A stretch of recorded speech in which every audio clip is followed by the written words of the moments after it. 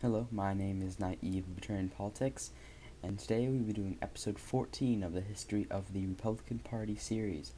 And in this episode, we will be covering the 2000 and 2004 elections and George Bush's presidency, and what I consider the end of the transition phase from the RINOs being liberals, you could say, like moderates towards what they are now neocons, which still are moderate, but it was a different kind of moderate in the 80s and 90s, and in 2000 the 2000 election and really 2001 the terrorist attacks during 9/11 truly started the end of the transition phase from the more moderate, like actual liberals, to the neocons.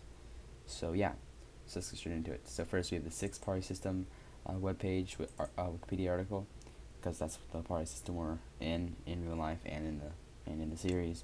So yeah. So first we have the 2000 United States presidential election. So Bill Clinton, he was fairly popular, and so of course Al Gore, he would try to win. He would try to run against George W. Bush, but he would not fare very well. Well, he had actually fared quite well, but he did not. He would fare quite well in the national popular vote, but he would not fare very well in the electoral college. You can see that um, George W. Bush, he won by 2 electoral votes, which is pretty crazy. And actually, one elector from D.C. did not vote. It was a very weird situation, but George W. Bush, he won the majority, but he won 2 more electoral votes than Al Gore. But he did not win the popular vote. He lost the popular vote by almost 0.5 points to Al Gore. But as many of you know, there was a floor recount, and there were a lot of things with the Supreme Court, which led to George W. Bush being elected. And George W. Bush actually was elected on a little bit of a he was a little bit of a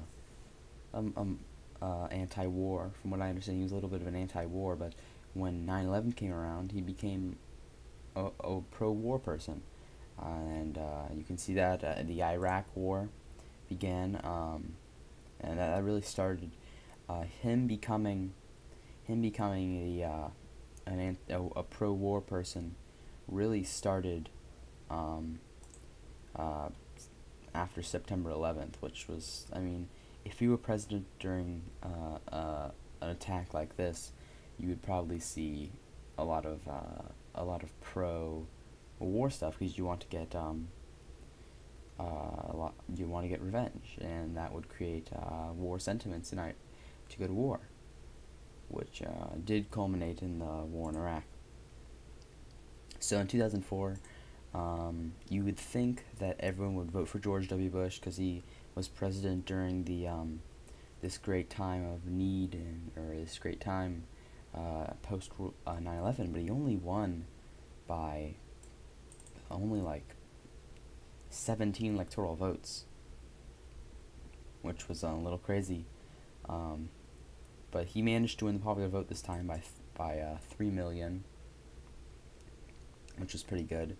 But you can see that it was fairly close, or at least it was fairly close, too close to comfort for George Bush being the run leader, but it may have worn off by then. But by this time he had become a RINO, as people would call him.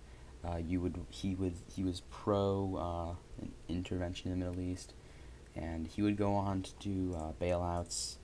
And of course, he is not as RINO as many are now, because he was still he was a little bit of a he was a little right wing on abortion, gay marriage, things like that. But he he was right wing compared to RINOs, but he was still a RINO, and he would be the true start, and every Republican president since him except Donald Trump really, he was the only, but every like Republican candidate since George Bush was besides Donald Trump had been a RINO and a Middle Eastern, pro-intervention Middle Eastern kind of guy.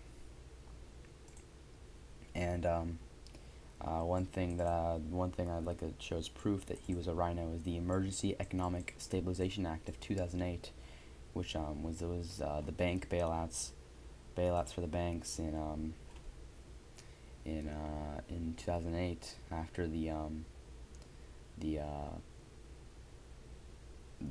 Great Recession, which happened in 2008.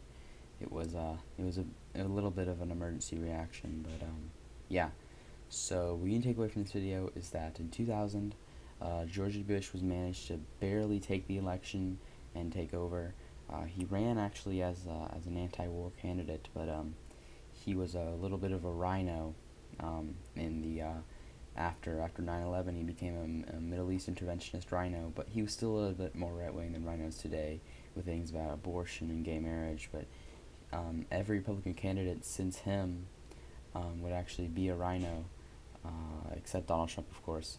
So he kind of set the precedent for being for the Republican Party for the next 10 years, which would not really stop until Donald Trump.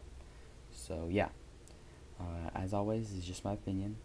My name is Naive Libertarian Politics, so take everything with a grain of salt. I've been trying to make videos every day. Expect another video to come out today because I did not make a video yesterday. Yeah. So thanks for watching. Make sure to like, subscribe, and I'll see you in the next video.